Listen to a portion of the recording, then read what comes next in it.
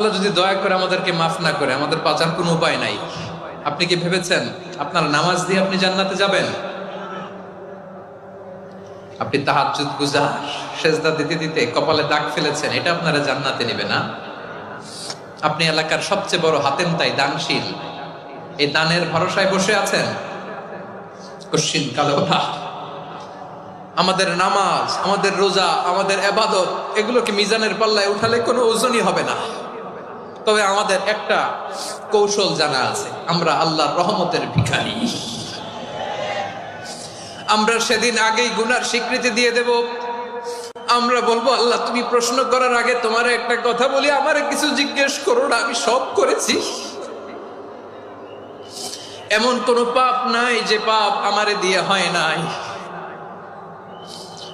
তোমার রহমত দিয়ে তুমি জান্নাতে পাঠাবা, তোমার দয়ায় জান্নাতে যেতে চাই, আমল দিয়ে না। পারবেন বলতে?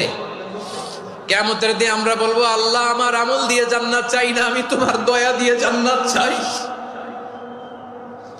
তোমার দয়া ছাড়া আমার কোনো উপায় নেই।